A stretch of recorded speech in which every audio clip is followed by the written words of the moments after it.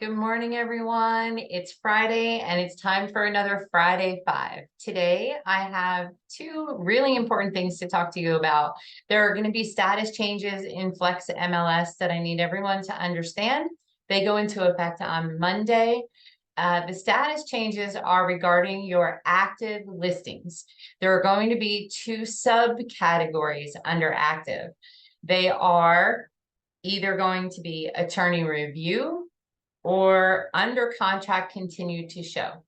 They are part of the active status. So if you have a property that's active and you select one of those subcategories, agents will be able to see it on the MLS.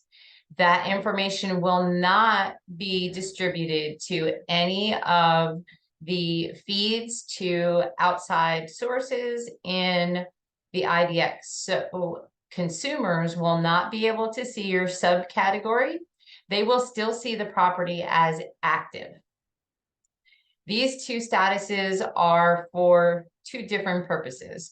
So the attorney review is going to give agents the information that you have accepted an offer on the property, but you are continuing to show the property and accept additional offers during attorney review. The other status is under contract continue to show. Now, this can be while you're in attorney review, which means you're only accepting backup offers, or it can be even after attorney review has concluded if your seller signs off that they want to continue to show the property for backup offers. And that can be all the way up until closing, that you can leave your property in an active status. It will be syndicated as active, but agents will be able to see that it is under contract and that you are showing for backup offers. If you do not want to use these subcategories, you do not have to. After your seller accepts an offer, you can change your status directly to pending and not show the property anymore. Just want to make sure that everybody understood how that's going to work and what agents are going to see versus what the public is going to see. So again, real quick, it will remain active and your subcategory will be attorney review. And in attorney review, agents will be able to see that you are still showing, but the sellers have accepted an offer.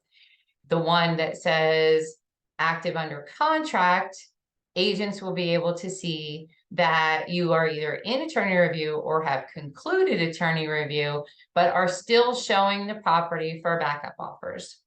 Now, there's one thing that's very important to remember. If you use the under contract continue to show, you do have to change the wording in your public remarks.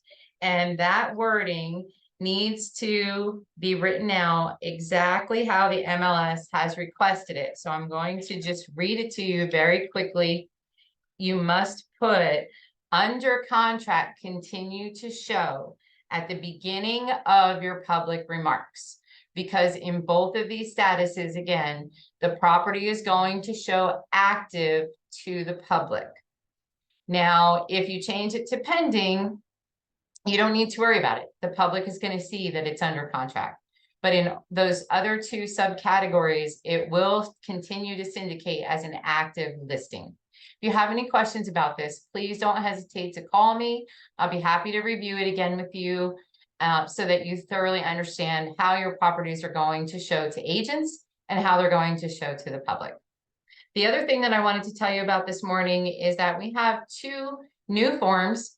One of them is fabulous, and I have to give a big shout out to Pat Riley for her suggestion.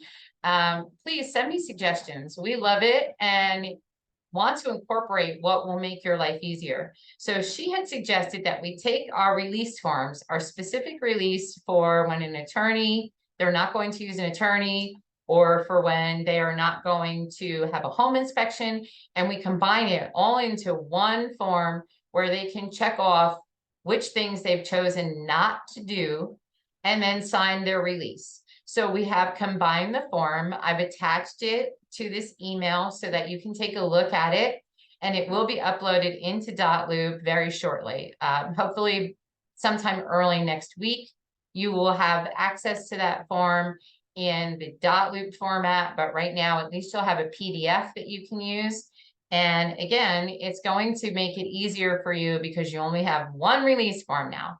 So thank you so much, Pat, for that suggestion. We really, really appreciate it. And I think the input was fantastic because it does make things much easier. The other form I've attached also for you to take a look at was shared with me by a contact that I have at RE/MAX in one of the offices in Hilton Head in South Carolina. They have a great form that we're going to incorporate instead of the utility information form that we have at the end of our seller's disclosure. We're going to add their form with the modifications so that it's branded for us. And a couple things that may be pertaining to New Jersey that don't pertain to South Carolina. But it's a very professional looking form. It's probably going to come out backwards as I show it to you, but it requests their information about what utility companies they're using, just like we have on our form, but it's beautifully laid out. And then it asks for their average of their monthly costs, or quarterly or annual, depending on how they fill it out. But this is great information for listing agents because you'll be able to share this with potential buyers. They'll have an idea of what the utility costs, maintenance costs, HOA costs, everything are available to them at the end of the seller's disclosure statements that buyers agents will be giving them. So we're excited to incorporate this new form and for you to be able to have that information for buyers and use it if you like it. You don't have to use it, but I do think it is a super handy and very professional looking form compared to what we already had. So we're making that change next week as well. That's all I have for you today. Have a wonderful weekend, and I'll talk to you all soon.